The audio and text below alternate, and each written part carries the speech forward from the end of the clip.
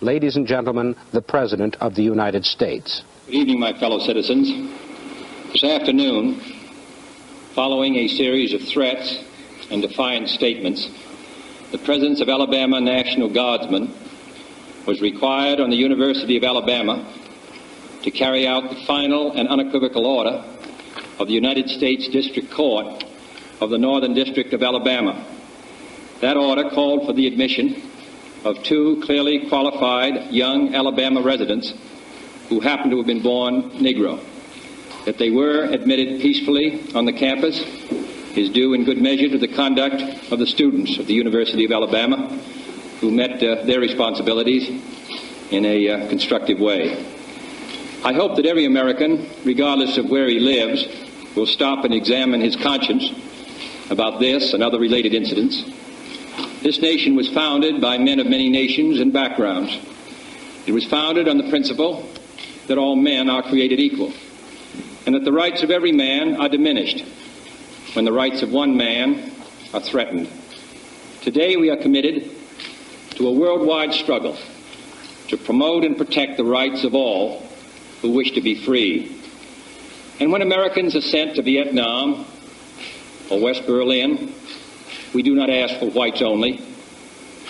It ought to be possible, therefore, for American students of any color to attend any public institution they select without having to be backed up by troops. It ought to be possible for American consumers of any color to receive equal service in places of public accommodation, such as hotels and restaurants and theaters and retail stores, without being forced to resort to demonstrations in the street. And it ought to be possible for American citizens of any color to register and to vote in a free election without interference or fear of reprisal. It ought to be possible, in short, for every American to enjoy the privileges of being American without regard to his race or his color.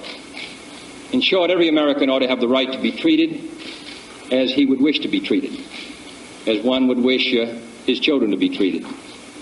But this is not the case. We are confronted primarily with a moral issue. It is as old as the Scriptures and is as clear as the American Constitution.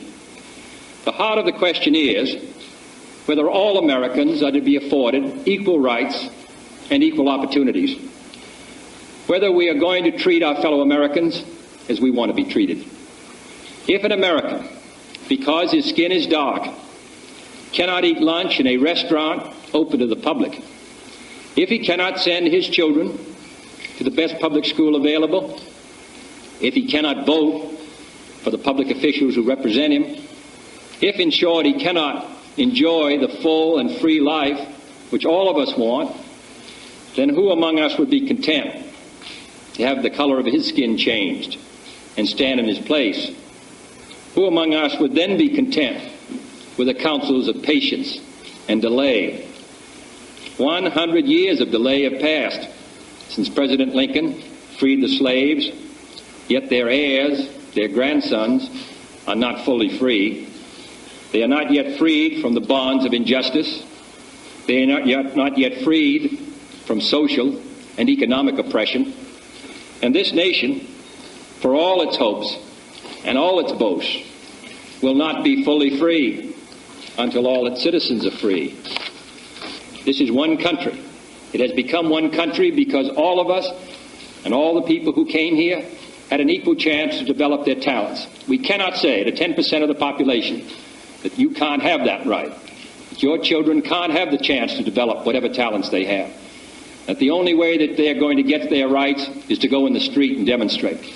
I think we owe them and we owe ourselves a better country than that. Therefore, I'm asking for your help in making it easier for us to move ahead and to provide the kind of equality of treatment which we would want ourselves, to give a chance for every child to be educated to the limit of his talents. As I've said before, not every child has an equal talent or an equal ability or equal motivation, but they should have the equal right to develop their talent and their ability and their motivation to make something of themselves.